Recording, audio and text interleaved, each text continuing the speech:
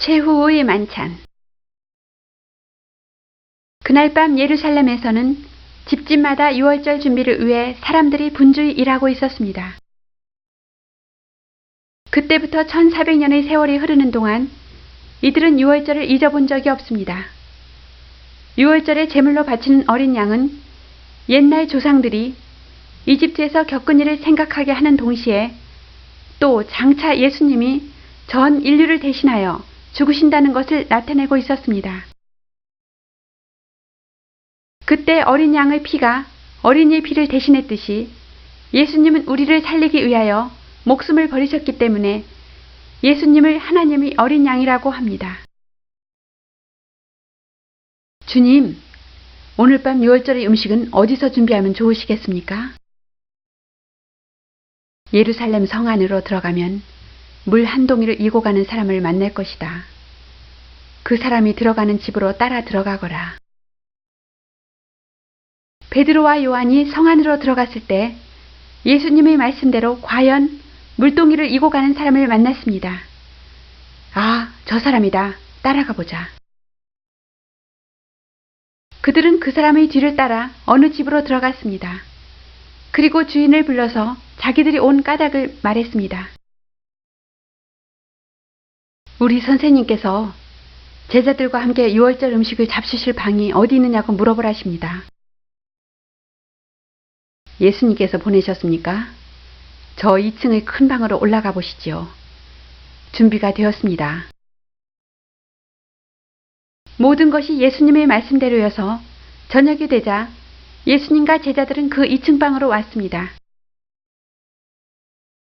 모두들 식탁 앞에 앉았습니다. 그날은 목요일이었으며 예수님이 세상에서 마지막으로 보내시는 밤이었습니다. 내가 고난을 당하기 전에 너희와 이 유월절 음식을 함께 나누기를 얼마나 바랐는지 모른다. 이 유월절이 아버지의 나라에서 최후의 만찬이 되는도다. 주님이 왜 저렇게 슬픈 말씀을 하는 것일까? 바리새인들이 아무리 우리를 찾아낸다고 해도 주님은 그들을 물리칠 수 있을 텐데. 너희는 나의 모든 시험 중에 항상 나와 함께 한 자들인즉 내 아버지께서 나라를 내게 맡기신 것 같이 나도 너희에게 맡기노라. 너희로 내 나라에 있어 내 상에서 먹고 마시며 또는 보좌에 앉아 이스라엘 12지파를 다스리게 하려 하노라. 예수님은 저녁 잡수시던 자리에서 일어나 겉옷을 벗고 수건을 가져왔습니다. 그리고 대야에 물을 담아 오셔서 제자들 앞에 놓았습니다. 자, 내가 너희 발을 씻기리라. 차례대로 발을 씻기시는 주님. 주여, 주께서 왜 내 발을 씻기시나이까? 지금은 내가 하는 일을 알지 못하나 이후에는 알게 될 것이니라. 주여, 그러지 마소서. 내 발을 절대로 씻기지 못하시나이다. 내가 너를 씻기지 아니한다면 네가 나와 상관이 없느니라. 오 주여, 내 발뿐 아니라 손과 머리도 씻겨 주옵소서. 이미 목욕한 자는 발밖에 씻을 필요가 없느니라. 온몸이 깨끗하니라. 너희가 깨끗하나 다는 아니니라. 예수님께서는 이미 가롯 유다가 자기를 팔 사람인 것을 아셨습니다.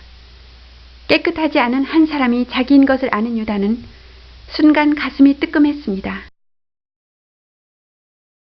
제자들이 발을 다 씻기신 후 예수님은 옷을 입으시고 다시 앉아 제자들에게 말씀하셨습니다. 내가 너희에게 행한 것을 너희가 아느냐? 너희가 나를 선생이라 또는 주라고 하니 너희 말이 옳도다. 내가 그러하다. 내가 주 또는 선생이 되어 너희 발을 씻겼으니 너희도 서로 발을 씻기는 것이 옳으니라. 내가 너희에게 행한 것 같이 너희도 행하게 하려 본을 보였노라. 그리고 나서 예수님은 뜻밖의 말씀을 하셨습니다. 지금 이렇게 식사를 하고 있는 너희 12사람 가운데 한 사람이 나를 배반할 것이다. 제자들은 서로 얼굴을 마주 보았습니다. 더할 수 없이 슬펐습니다. 주님, 그게 누굽니까? 내가 빵을 적셔서 줄 사람이 바로 그 사람이다. 말씀하신 다음 예수님은 빵을 꿀물에 적시셨습니다. 제자들은 저마다 가슴을 두근거리며 예수님을 지켜보고 있었습니다. 누굴까? 정말 두렵구나. 예수님께서는 빵 조각을 유다에게 주셨습니다. 주여, 왜 이 빵을 제게? 내 자신이 아는도다. 나를 배반하는 자는 화를 받을 것이다. 그는 차라리 이 세상에 태어나지 않았더라면 좋을 뻔했다. 예수님이 말씀을 듣는 동안에 유다는 견딜 수가 없었습니다. 주님은 알고 계신다. 오늘 밤에 제사장에게 넘겨야겠다. 유다야, 내가 하려는 일을 어서 하여라. 그때 제자들은 유다가 밖으로 나가는 것을 보고도 누구 하나 이상하게 생각지 않았습니다. 평소 유다는 회계를 담당하고 있었기 때문에 예수님의 심부름으로 물건을 사거나 가난한 사람을 도와주기 위하여 나간 것이라고 생각했습니다. 그러나 예수님께서는 유다가 자기를 배반하려고 나갔다는 것을 알고 계셨습니다. 그리고 마지막 순간이 왔다는 것을 깨달으셨습니다. 예수님은 남은 제자들이 결코 자기를 잊는 일이 없게 하리라 생각하시고 이것은 내 몸이다. 먼저 예수님은 빵을 들고 하나님께 감사드린 후 너희를 위하여 주리니 이것을 먹어라. 그리고 나를 기념하라. 다음에는 포도주 잔을 드시고 역시 하나님께 감사드린 다음 이 잔을 받아 차례로 마셔라. 이 잔은 내가 너희를 위하여 흘리는 내 피로 세우는 새 계약이니라. 너희가 이 떡을 먹으며 이 잔을 마실 때마다 나를 기억하며 만인에게 증인이 되리라. 그날 밤에 예수님이 세우신 마지막 만찬을 지켜 교회에서는 성찬식 때 떡을 먹고 포도주를 마시며 예수님이 우리들을 위하여 몸과 피를 바치신 일을 기념하는 것입니다. 예수님께 우리 죄를 용서해 주도록 빌고 또 예수님을 진심으로 사랑하는 사람에게 있어서 성찬식 빵과 포도주는 예수님의 몸이요 피인 것입니다. 제자들에게 남기신 작별의 말씀. 유월절의 식사를 마친 다음 예수님은 여러 가지 이야기로 제자들의 마음을 위로했습니다. 너희는 마음에 걱정하지 말아라. 아버지를 믿고 또 나를 믿으라. 나는 아버지 집으로 간다. 아버지 집에서 나는 너희들을 곧 맞이할 준비를 하고 또다시 너희에게로 오겠다. 그때 도마가 예수님께 여쭈었습니다. 주여, 어디로 가시는지 우리가 알지 못하거늘 그 길을 어찌 알겠사옵니까?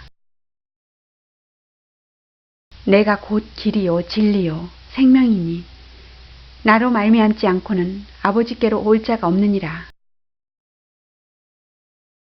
만약 너희가 나를 사랑한다면 내 말을 지켜야 한다. 내가 너희를 사랑한 것 같이 너희도 서로 사랑하라. 나는 너희를 위해 목숨을 버린다. 사람이 벗을 위하여 자기 목숨을 버린다는 것, 그것보다 더 큰 사랑은 없다. 나는 하늘나라에 가면 아버지께 청하여 다른 보혜사를 너희에게 보내겠다. 너희는 나와 함께 있는 동안 내 이야기를 전부 들었고 내가 한 일을 빠짐없이 보아왔다. 그러니 이후부터는 너희가 온 세상을 돌아다니며 내 이야기를 전하라. 잠시 동안 내가 간다고 하여 너희들은 외롭게 느낄지 모른다. 그러나 곧 다시 만나게 되며 그때 너희는 크게 기뻐할 것이다. 주님, 다시 만나게 된다니 그것은 무슨 뜻입니까? 그날에는 너희의 의심이 없어지고 아무것도 내게 묻지 않게 되리라. 예수님은 말씀을 마치시며 하늘을 우러러 기도를 드렸습니다. 아버지여, 이제 이 땅을 떠날 때가 왔습니다. 나는 아버지께서 내게 맡겨주신 일을 다 했습니다. 아버지를 사랑하는 자들에게 영원한 생명을 주었습니다.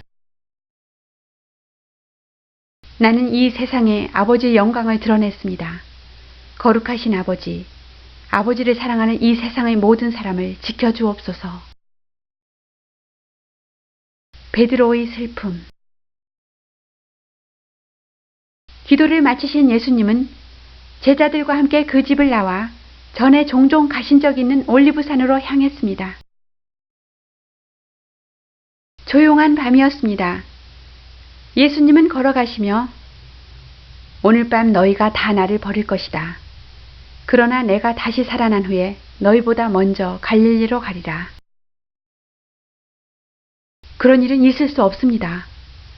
주님을 위해서라면 물불을 가리지 않을 터인데 주님을 버리다니요?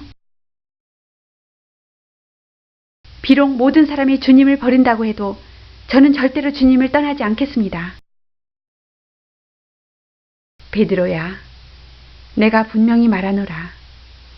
오늘 밤 닭이 2번 울기 전에 너는 3번이나 나를 모른다고 할 것이다. 베드로는 힘차게 고개를 저으며 슬픈 목소리로 부르짖었습니다. 주님과 함께 죽는 한이 있어도 주님을 모른다고는 하지 않겠습니다. 그렇습니다. 겟세마네 동산에서. 올리브산에는 예수님께서 사랑하는 제자들을 데리고 자주 가신 겟세마네 동산이 있었습니다. 이 마지막 밤에도 주님은 그곳으로 올라가셨습니다. 내가 저 위에서 기도할 동안 너희는 여기서 기다리고 있거라. 그리고 예수님은 베드로와 야고보와 요한을 불러 함께 동산으로 들어가셨습니다. 너희는 나를 따르라. 그리고 세 사람을 향하여 지금 내 마음은 죽도록 괴롭다. 너희는 여기 머물러 나와 함께 깨어 있거라. 그리고 예수님은 조금 떨어진 곳으로 가셔서 땅에 엎드려 아버지 하나님께 아버지여, 아버지께서 원하신다면 될 수 있는 일이오니 이 괴로움의 잔을 거두어 주소서. 그러나 제 뜻대로 마시옵고 아버지의 뜻대로 하옵소서. 기도드리시는 동안 예수님의 이마에서는 핏방울 같은 땀방울이 흘러내렸습니다.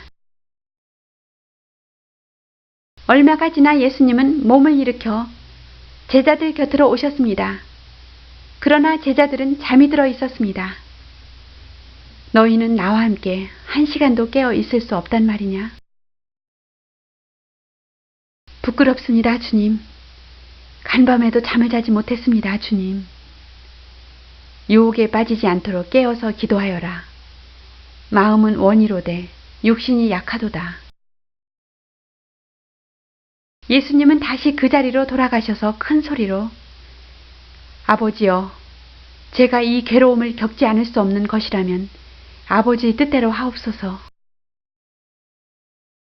그리고 다시 돌아오시니 또 제자들은 잠이 들어 있었고 3번째 기도를 드린 후 돌아왔을 때도 마찬가지였습니다. 아, 주님, 죄송합니다. 주님과 함께 기도를 드리지 못하고 졸아서. 이제 때가 왔도다.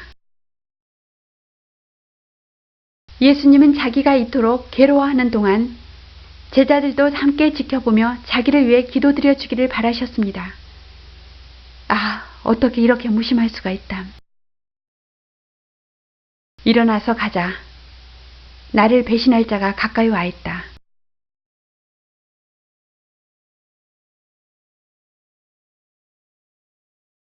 예수님은 하나님이었지만 그와 동시에 제자들과 마찬가지 몸을 지닌 사람이기도 했습니다. 그러니만큼 보통 사람과 마찬가지로 괴로울 때는 위로도 받고 싶었던 것입니다. 그런데 제자들은 예수님을 위로하기는커녕 잠만 자고 있었습니다. 그러자 하나님께서 천사를 보내어 예수님을 위로하셨습니다. 그런데 예수님 앞으로 한 무리가 들이닥쳤습니다. 손에 횃불을 들고 허리에 칼을 찬 군사가 앞장을 섰습니다. 저건 유다 아냐? 너희가 무엇을 찾느냐? 나사렛 사람 예수를 찾고 있소. 그때 유다가 예수님께 입을 맞췄습니다. 선생님, 안녕하십니까? 네가 입 맞추는 신호로 나를 넘기려 하느냐? 어떻게 우리의 신호를 알았지? 저 사람이 예수다. 잡아라. 어디서 우리 주님께 손을 대려 하느냐? 베드로. 베드로는 예수님이 잡혀가려는 것을 보자 칼을 빼어 대제사장 종의 오른쪽 귀를 내리쳤습니다. 칼을 맞은 사람의 귀는 여지없이 땅에 떨어져 내렸습니다. 어이쿠 내 귀. 이때 예수님은 곧 잘려나간 종의 귀를 주어서 도로 붙여주시고 베드로를 향해 나무라셨습니다. 그 칼을 칼집에 꽂아라. 내가 이들 군인들을 물리칠 힘이 없겠느냐? 주님, 이놈들이 감히 주님을 체포하려 하지 않습니까? 내가 아버지께 청하기만 하면 여기 있는 군인들보다도 더 많은 천사들을 보내주실 수 있다는 것을 모르느냐? 그러나 그렇게 한다면 이런 일이 반드시 일어나리라고 한 성서의 말씀이 어떻게 이루어지겠느냐? 예수님은 군인들에게 내가 예수니라 하시며 순순히 오랏줄을 받으셨습니다. 제자들은 예수님이 체포되는 것을 보자 갑자기 겁이 나서 예수님을 버려둔 채 달아나고 말았습니다.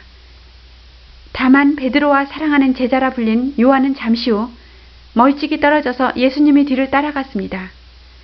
아, 이럴 수가. 안나스의 신문. 유대인들은 예수님을 끌고 먼저 제사장의 장인인 안나스에게 찾아갔습니다. 네가 스스로 하나님의 아들이라고 일컫고 군중을 선동한 예수냐? 어디 네 주관을 말해보아라. 왜 말이 없느냐? 내가 드러내어놓고 세상에 말하였노라. 모든 유대인들이 모이는 회당과 성전에서 항상 가르쳤고 은밀히는 아무것도 말하지 아니하였거늘 어찌하여 내게 묻느냐? 내가 무슨 말을 하였는지 들은 자에게 물어보라. 그 말을 듣고 있던 부하 한 사람이 나와서 예수님을 후려쳤습니다. 이놈이 감히 대제사장님에게 그런 말투를 쓰다니. 안나스는 예수님을 신문해서 아무 해답을 얻을 수 없음을 알고 신문을 중단했습니다. 그냥 두어라. 저자를 결박하여 대제사장 가야바에게로 보내어라. 대제사장 가야바의 집에서는 제사장들과 율법학자 및 장로들이 모여서 유다가 예수님을 체포해 오기를 기다리고 있었습니다. 이윽고 수많은 군인들과 관리들이 결박한 예수님을 에워싸고 들어섰습니다. 베드로와 요한은 멀리서 걱정스런 얼굴로 이 광경을 바라보고 있었습니다. 죄 없는 주님을 왜 저럴까? 제가 가서 알아보고 오겠어요. 요한은 가야바와 아는 사이였기 때문에 예수님이 집 안으로 끌려 들어가자 자기도 넣어달라고 하며 따라 들어갔습니다. 베드로는 그 집 종들과 함께 바깥들에서 불을 쬐고 있었습니다. 그때 그 집의 계집종 하나가 베드로 곁으로 다가와서 당신도 저분의 제자입니까? 아니, 그렇지 않다. 그날 밤은 유난히 추워서 밖에는 하인들이 모닥불을 피워놓고 있었습니다. 그런데 베드로 곁에서 불을 쬐던 사람들이 베드로의 얼굴을 보며 당신도 저분의 제자가 아닙니까? 아니요. 저는 그 사람의 제자가 아니요. 그런지 1시간 가까이 지났을 때 베드로에게 귀를 잘렸던 사나이 친척이 당신은 틀림없이 겟세마네 동산에서 저분과 함께 있었지요? 나는 저 사람을 전혀 알지 못하오. 베드로는 마침내 3번이나 예수님을 모른다고 말했습니다. 그런데 그때 바로 새벽닭이 울었습니다. 예수님은 고개를 돌려 베드로를 보셨습니다. 베드로는 예수님과 눈이 마주쳤을 때 가슴이 철렁 내려앉았습니다. 닭이 2번 울기 전에 3번 예수님을 모른다고 할 것이라던 주님의 말씀이 머리에 떠오르자 그곳에 더 있을 수가 없어서 베드로는 울면서 밖으로 뛰어나오고 말았습니다. 베드로의 가슴은 뉘우치는 마음으로 가득 찼습니다. 베드로는 자기를 돌아보시던 예수님의 눈길을 잊을 수 없었습니다. 그는 땅을 치며 울었습니다. 아, 죽음까지도 두렵지 않다고 큰 소리 쳤는데 내가 왜 그런 말을 했을까? 대제사장 앞에 서신 예수님. 새벽녘에 예수님은 가야바에게로 끌려갔습니다.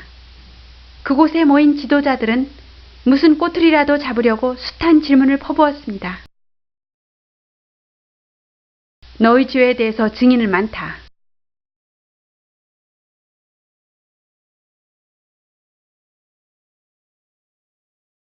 많은 사람들이 나와서 번갈아가며 예수님의 잘못을 지적했습니다. 이 사람이 하나님의 성전을 헐고 사흘 안에 지을 수 있다고 하는 것을 내가 들었습니다. 감히 자기가 하나님의 아들이며 이 세상의 왕이라고 했소. 그러나 그들은 제멋대로 다른 말들만 했을 뿐 2사람 이상이 같은 증언을 하는 사람은 없었습니다. 이 사람들이 하는 말에 대해 당신은 아무런 할 말이 없소? 예수님은 누가 무슨 말을 하건 그냥 묵묵히 듣고만 계셨습니다. 당신이 하나님의 아들 그리스도라면 살아계시는 하나님께 맹세하고 우리에게 대답해 주시오. 마침내 주님께서 말씀하셨습니다. 그렇다. 나는 하나님의 아들 그리스도다. 그러나 한마디 말해둘 것이 있다. 너희는 장차 내가 하나님의 오른편에 앉아 있는 것과 하늘의 구름을 타고 오는 것을 볼 것이다. 여러분, 방금 하는 말을 들었습니까? 이 사나이는 자기를 하나님의 아들이라 했습니다. 이 이상 무슨 증언이 더 필요할까요? 처형하시오. 하나님을 모욕했다. 자기를 하나님의 아들이라고? 웃기지 마라. 모세의 율법대로 죽이시오. 흥분한 사람들은 예수님 얼굴에 침을 뱉거나 얼굴에 수건을 씌우고 주먹으로 치면서 네가 그리스도라고? 아무도 예수님을 하나님의 아들로 인정하지 않았습니다. 죽어. 확실히 모세의 율법에는 하나님을 모독하는 자는 죽임을 당해야 한다고 적혀 있습니다. 네가 예언자라면 방금 누가 때렸는지 맞춰봐. 그러는 동안에 벌써 동력 하늘이 밝아오며 날이 새기 시작했습니다. 이들은 예수님을 본디오 빌라도의 관저로 끌고 가기 위해 밖으로 나왔습니다. 가자. 그 군중 속에는 군인들을 겟세마네 동산으로 안내하여 예수님을 사로잡게 한 배신자 유다도 있었습니다. 유다는 대제사장 집에서 예수님이 고문당하시는 것을 보며 자기가 한 짓의 끔찍함을 깨닫게 되었습니다. 그는 예수님이 그 어떤 사람보다도 훌륭한 분인 것을 잘 알았기 때문에 가슴이 찢어지는 듯한 뉘우침으로 떨고 있었습니다. 아침 일찍 대제사장 일행은 예수님을 빌라도 관저로 끌고 갔습니다. 이렇게 일찍부터 무슨 일인가 하고 빌라도는 밖으로 나왔습니다. 이 사람을 왜 여기로 데려왔나? 이 자가 아무 죄도 없다면 당신에게 끌고 올 리가 있겠습니까? 이 자는 황제에게 세금을 바칠 필요가 없다느니 자기는 구세주 그리스도 또는 왕이라 말해서 백성들을 선동하는 나쁜 놈입니다. 빌라도는 예수님을 취조하기 시작했습니다. 네가 정녕 유대인의 왕인가? 나의 왕국은 이 세상의 것이 아니다. 만일 나의 나라가 이 세상의 것이라면 나를 따르는 자들이 내가 잡히지 않도록 싸웠을 것이다. 그러면 너는 왕이구나. 네 말대로 나는 왕이다. 나는 모든 사람에게 진리를 알려주기 위해 세상에 태어났다. 진리를 사랑하는 사람은 내 말을 귀담아 듣는다. 진리라, 그게 뭔가?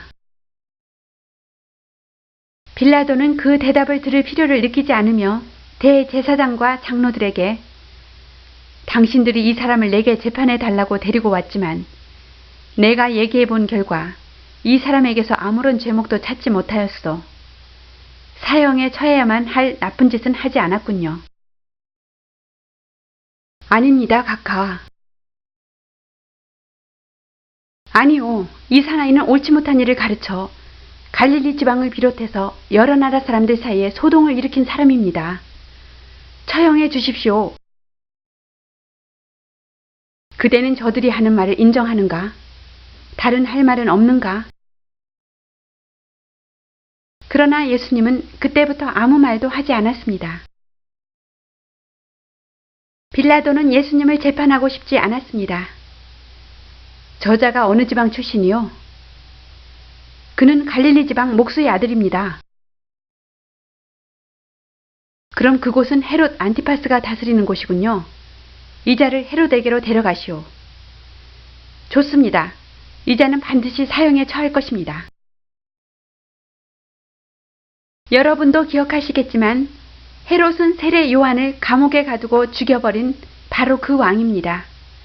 헤롯 왕은 요한의 일을 생각할 때마다 예수님이라는 분은 자기가 죽인 요한이 되살아난 것이 아닐까 여겨졌습니다. 그는 비록 요한을 죽이기는 했지만 요한이 나쁜 사람이 아니라는 것은 알고 있었으므로 마음에 꺼려했던 것입니다. 예수님이 끌려오자 헤롯은 이상한 호기심이 생겼습니다. 과연 예수라는 자가 죽은 요한과 관계가 있는지 알아보고 싶었습니다. 어서 그 예수라는 자를 이리 데려오너라. 예수님이 끌려오자 헤롯은 예수님이 행하시는 기적이 먼저 보고 싶었습니다. 네가 여러 가지 기적을 행하였다지? 여기서 다시 한번 기적을 행하여 보라. 그러나 예수님께서는 그의 요구를 침묵으로 거절하셨습니다. 헤롯도 예수님을 사형에 처할 만한 점을 발견할 수 없다고 하면서 빌라도에게 돌려보냈습니다. 저자를 사형에 처해 주십시오. 침묵만으로 죽일 수는 없다. 하지만 헤롯은 예수님을 처형하고 싶지는 않지만 자기를 무시하는 듯 말을 하지 않는데 슬그머니 보복해주고 싶어졌습니다. 그가 자칭 왕이라니 빛나는 왕복을 입혀주어라. 헤롯은 또 여러 가지 희롱하는 말투로 예수님께서 기적을 보여주지 않은 데 대한 분풀이로 망신을 주려 했습니다. 화려한 옷을 입히고 보니 외양은 왕 같기도 하구나. 벙어리 왕인가? 킬킬, 하하하. 기적을 일으켜봐. 예수님께서는 이 모든 일들이 이루어지기를 기다리시며 침묵하셨습니다. 할 수 없이 헤롯은 부하에게 나는 저자의 죄를 발견하지 못했으니 다시 총독 빌라도께 데려가거라. 장로들도 지쳐서 화가 머리끝까지 났습니다. 그들은 빌라도에게 가서 예수를 사형에 처해 주시오. 죽여라. 사형 선고.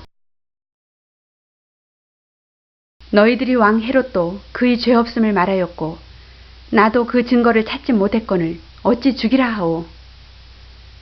그는 우리의 율법을 어긴 자입니다. 살려둬선 안 됩니다. 빌라도는 헤롯도 그냥 돌려보낸 사람을 자기가 죽이는 것은 안 될 일이라고 생각하고 있는데 빌라도의 아내도 일부러 사람을 남편에게 보내어 간청했습니다. 제발 그 죄 없는 사람을 처형하는 일에 개입하지 마세요. 저는 지난밤 그 사람의 일로 꿈자리가 몹시 사나웠답니다. 하지만 저들이 성화를 무시할 수도 없고. 망설이던 빌라도는 한 가지 좋은 계책을 생각해내고 유대인들에게 말했습니다. 나는 총독의 권한으로 명절 때마다 죄수 한 명씩을 석방한다. 이 유대인의 왕을 용서하면 어떻겠소? 감옥에는 살인 강도인 흉악범 바라바가 있는데 그 자를 석방할 수는 없지 않겠나? 차라리 바라바를 석방하시오. 예수를 죽이시오. 그를 용서하느니 차라리 바라바를 용서하시오. 예수를 죽여야 합니다. 정말 완고한 자들이로군. 그러면 이 자칭 왕이라는 자는 어떻게 하면 좋겠소? 십자가요. 십자가에 못 박으시오. 이따위 놈은 죽이고 바라바를 놓아주시오. 당신들이 그토록 처형을 요구하는 것은 무슨 연유요? 나는 그를 죽일 만한 죄를 찾지 못했으니 따라서 석방하겠소. 빌라도는 소란을 피우는 그들의 요구를 무시하고 명령하여 그를 데려다가 채찍으로 쳐라. 빌라도의 명령을 받은 병사들은 예수님의 등이 찢어져 피가 흐를 때까지 채찍질했습니다. 예수님의 등에서는 살점이 떨어져 나가고 피가 낭자히 흘러내렸습니다. 병사들은 예수님이 스스로 왕이라고 했으니까 왕처럼 꾸미자고 해서 큰 가시가 돋친 나뭇가지를 꺾어와서 둥근 태를 만들어 왕관이라고 하면서 예수님의 머리에 씌웠습니다. 그만해라. 그 정도로 맞은 모습을 보면 유대인들도 마음이 좀 풀리겠지. 네. 화려한 자색 망토에 과시관으로 왕을 꾸민 예수님을 그들은 한껏 희롱하며 또 가시관을 쓴 머리를 때리며 침을 뱉고 온갖 행패를 다 부렸습니다. 유대왕이여 평안할지어다. 그만하고 가자. 빌라도는 처참한 모습을 한 예수님을 데리고 다시 군중 앞에 나왔습니다. 자, 이 사람을 보시오. 나는 이 자를 채찍질하였으니 석방하겠소. 그토록 피로 얼룩진 예수님을 보고도 유대인들은 더욱 거세게 외쳤습니다. 채찍질만으로는 안 돼요. 그를 십자가에 못 박으시오. 죽이시오. 빌라도는 유대인 지도자들의 비위를 상하게 할 수는 없다고 생각하며 그렇다면 당신들이 알아서 처리하시오. 나로선 저자의 죄를 찾지 못했소. 우리에겐 율법이 있고 자기를 하나님의 아들이라 주장하는 자는 마땅히 사형에 처해야 하오. 그것이 우리들의 율법이요. 빌라도는 망설였습니다. 만약 저자가 진짜 하나님의 아들이라면 어쩌나. 빌라도는 다시 예수님을 취조실로 불러서 너는 어디서 왔는가? 이 말에 예수님은 한마디의 대꾸도 하지 않았습니다. 왜 내게 대답을 하지 않느냐? 내게는 너를 십자가에 못 박을 권한도 있고 석방할 권한도 있는 줄을 모르는가? 하나님께서 명령하시지 않으면 너는 내게 아무런 권한도 없을 것이다. 빌라도는 예수님에게서 어떤 힘을 느꼈습니다. 그러나 현실은 그에게 조금도 틈을 주지 않았습니다. 왜 머뭇거리시오? 총독이여, 어서 그 자를 처형하시오. 만일 그 자를 놓아준다면 총독님은 황제의 충신이 아닙니다. 황제 위에 자기를 왕이라고 하는 자는 가이사를 반역하는 행위 아닙니까? 빌라도는 이젠 자기 힘으로는 어떻게 할 도리가 없음을 깨달았습니다. 저 예수를 놓아주면 유대 장로들이 나를 황제에게 고소하리라. 그러나 자기는 이 문제에 대한 책임을 여기서 씻어버린다는 뜻으로 대중 앞에서 손을 씻었습니다. 난 이 착한 사람을 죽이는 일에 책임이 없소.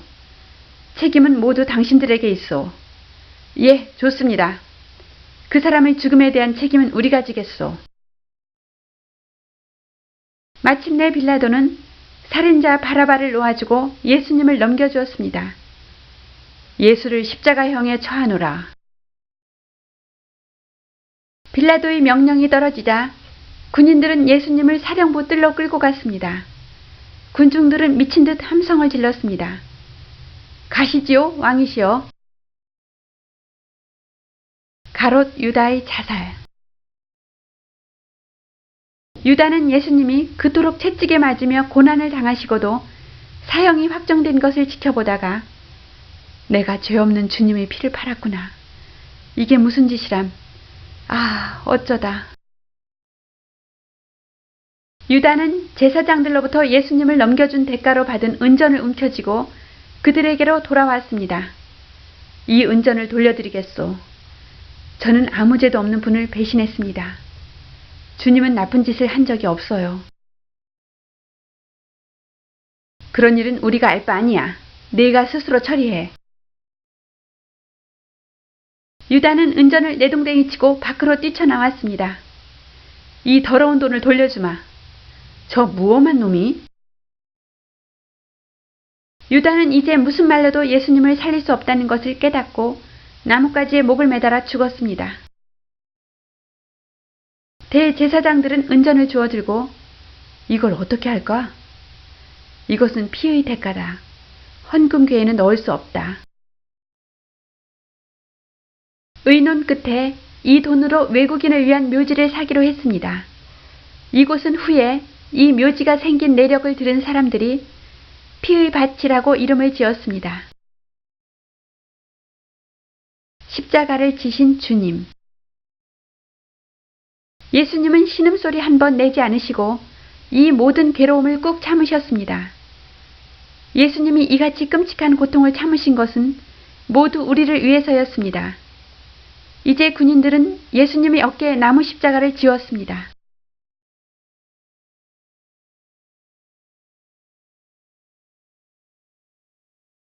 예루살렘 거리를 나와 조금 걸어가면 갈보리의 언덕이라 불려지는 낮은 언덕이 있습니다. 거기는 죄인들이 십자가에 달려 처형되는 곳이었습니다. 군인들은 예수님을 그곳으로 끌고 갔습니다. 채찍을 맞아 살이 벌겋게 저민 주님의 등에 십자가가 파고드는 듯 했습니다. 예수님을 미워하는 군중들도 또 예수님을 사모하는 얼마의 사람들도 모두 주님이 가시는 뒤를 따라갔습니다. 주님의 머리에서 흘러내린 피가 이마를 적셨습니다.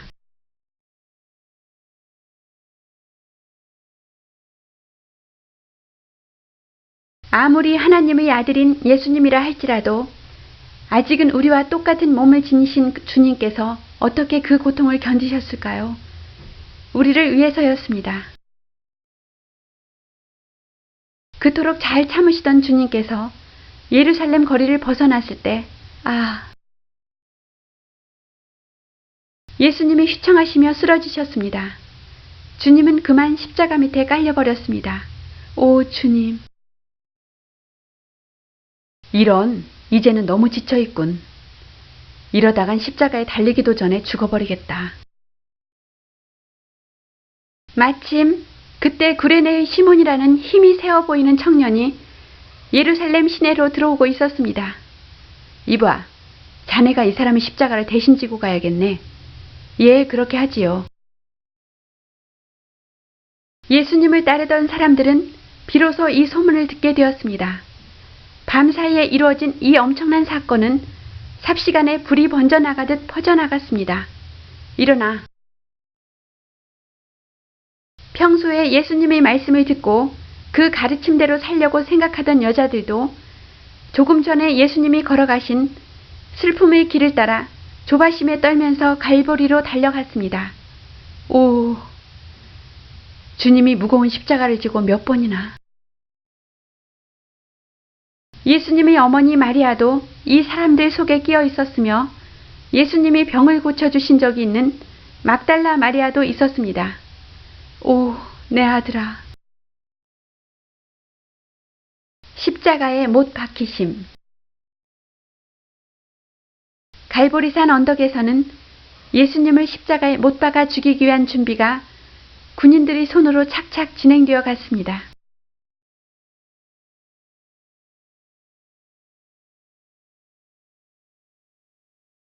먼저 십자가 맨 꼭대기에는 빌라도가 그리스말, 히브리말, 라틴말 이렇게 세 가지 문자로 쓴 유대인의 왕 나사렛 예수란 팻말이 붙어 있었습니다.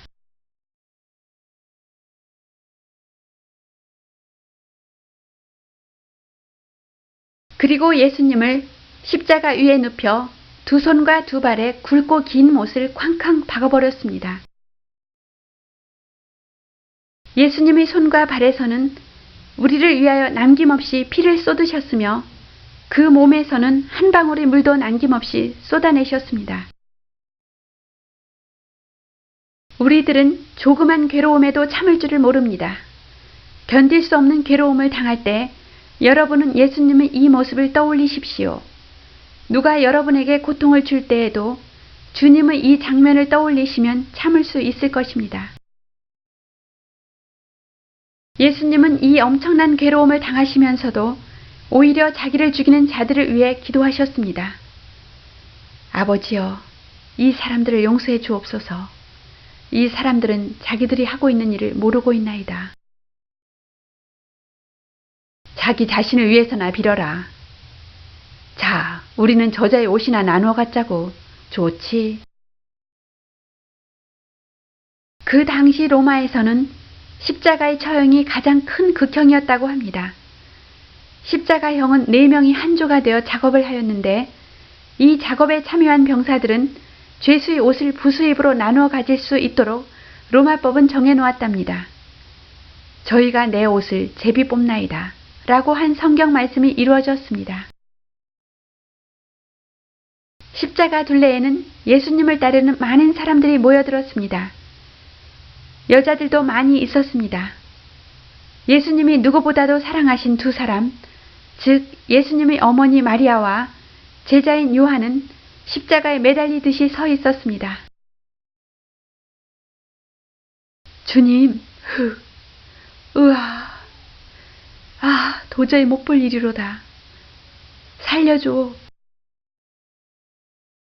견딜 수 없는 아픔을 참으시면서 주님은 두 사람의 모습을 발견하시고 요한은 당신 아들입니다.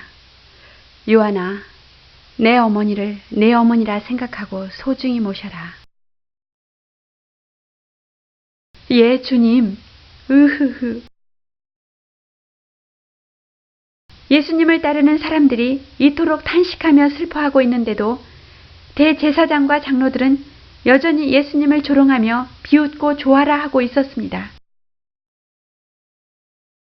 이봐, 자기를 살리고 십자가에서 내려와 보시지. 남은 살릴 수 있어도 자기는 살릴 수 없나?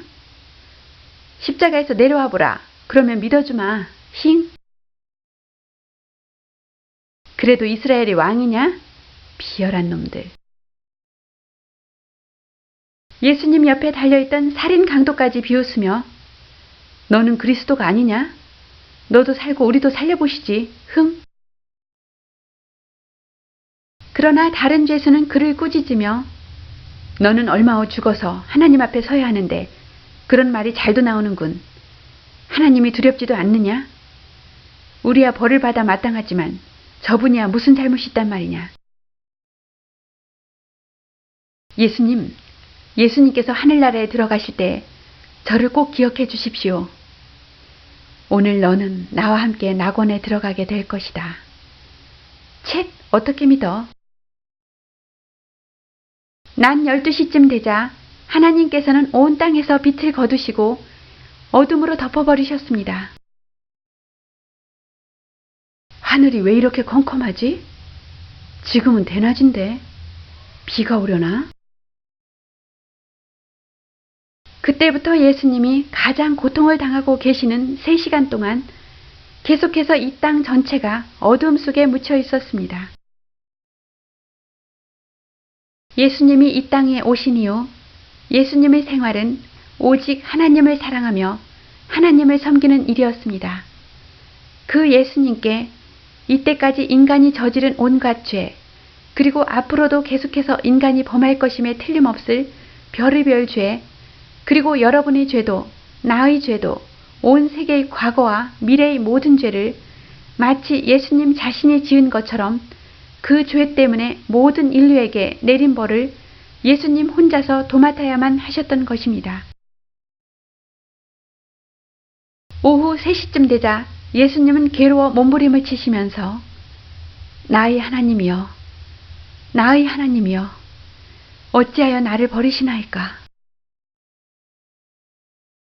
처절하게 부르짖는 예수님의 목소리가 캄캄한 대지 위에 메아리 쳤습니다.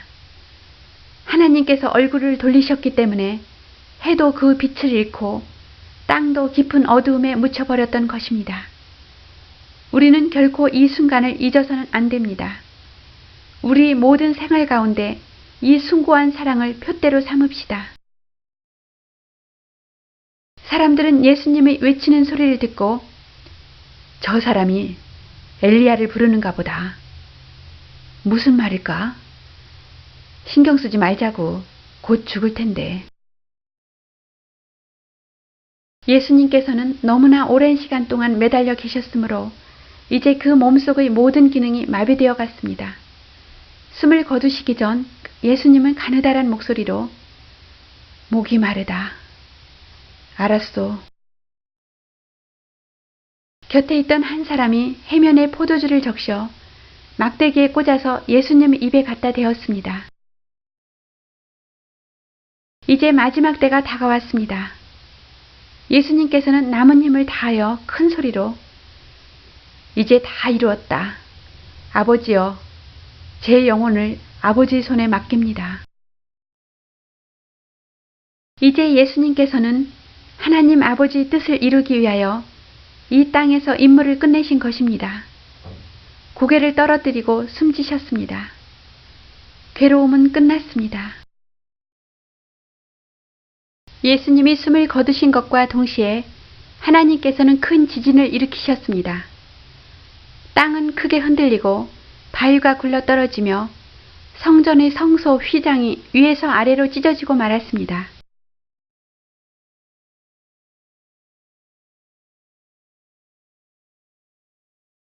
성전의 제일 안쪽은 지성소라고 해서 1년에 한 번씩 대제사장만이 들어가도록 허락된 장소인데 그때까지 일반 사람들은 아무도 그곳을 본 적이 없었습니다. 아, 불길한 징조로다. 로마군 대장은 지금까지 일어난 기이한 일들을 보았기 때문에 부들부들 떨었습니다. 과연 이분은 하나님의 아들이었구나. 이 일은 하나님께서 예정하신 일이었습니다. 먼 옛날부터 예언자들은 이 일을 가리켜 이렇게 예언했습니다. 그가 찔림은 우리 허물 때문이요. 그가 상함은 우리의 죄악 때문이다. 그가 징계를 받음으로 우리가 평화를 누리고 그가 채찍에 맞음으로 우리가 나음을 입었다. 우리들도 슬픈 일, 괴로운 일, 또 옳지 못한 짓을 했을 때 이 모두를 예수님께 말씀드리고 들어주시기를 부탁드립시다. 예수님은 우리가 하는 말을 모두 듣고 계십니다. 그뿐만 아니라 우리를 아들, 딸처럼 사랑해 주십니다. 예수님을 믿고 의지하면 새로운 생명과 참 기쁨을 얻을 수 있습니다. 이토록 멋진 분이 이 세상 어디에 또 있겠습니까? 유대 지도자들은 빌라도를 찾아갔습니다. 각하, 곧 안식일인데 십자가를 거두고 시체를 치울 수 있게 준비를 시켜주시오. 알았소. 곧 병사들은 십자가가 있는 곳으로 가서 예수님 앞에 섰습니다. 이제 죽었군. 혹시 안 죽었을지도 모른다. 한 병사가 창으로 예수님의 옆구리를 찔러보았습니다. 죽었어. 확인했으니 이제 가자.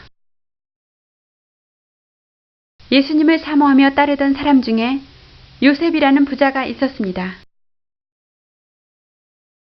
그는 사람들이 다 돌아가는 것을 보고 빌라도를 찾아가 예수님의 시체를 달라고 했습니다.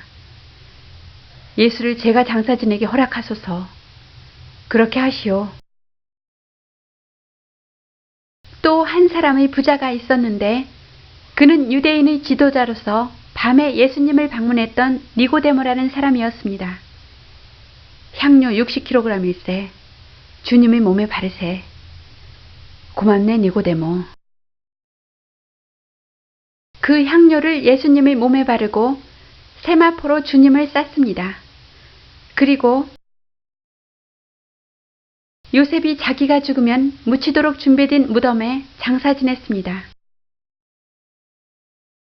힘센 일꾼들은 큰 돌문을 굴려서 입구를 막아 놓았습니다. 아, 무거워. 벌써 해가 질 무렵이었습니다. 금요일이 저녁 때부터 유대인의 안식일이 시작되기 때문에 모두들 집으로 돌아갔습니다. 구세주가 돌아가시다니 너무 허망해. 이튿날 유대 지도자들은 다시 빌라도를 찾아갔습니다. 각하, 예수는 자기가 죽으면 사흘 만에 다시 살아난다고 했던 일을 기억하십니까? 그러니 무덤을 3일간 굳게 지키게 해주십시오. 그자가 부활한다고? 물론 그 말을 믿는 사람은 아무도 없지만 만약을 위해서 혹시 그 제자들이 밤중에 몰래 예수의 시체를 드러내어 숨기고는 부활했다고 떠들어대면 곤란하지 않겠습니까? 그렇다면 무덤주에 파수병을 세우고 무덤 돌에는 봉인을 하라. 소홀한 점이 없도록 단단히 지키도록 하라. 빌라도의 명령을 받은 군인들은 곧 예수의 무덤 돌에는 봉인을 하고 파수병들은 무덤을 에워싸고 파수를 서게 되었습니다. 안식일에 해당하는 토요일, 예수님의 제자들과 갈릴리에서 따라온 여자들은 어떤 집 다락에 모여 금요일이 가슴 아픈 예수님의 최후를 회상하면서 슬픈 얘기를 나누고 있었습니다. 그토록 능력이 많으시고 기적을 행하시던 주님이었기 때문입니다. 예수님의 친구들은 슬픔으로 가슴이 메어지는 듯 했습니다. 죽은 나사로를 살리신 분인데 다윗 왕 때처럼 유대왕이 되어주실 것으로 믿었는데 왜 그래야만 했을까? 이젠 희망도 없어. 휴. 그들에게 남은 것은 탄식과 절망뿐이었습니다. 어느덧 화사한 아침 햇빛이 비치기 시작했습니다. 주일 새벽이었습니다. 그때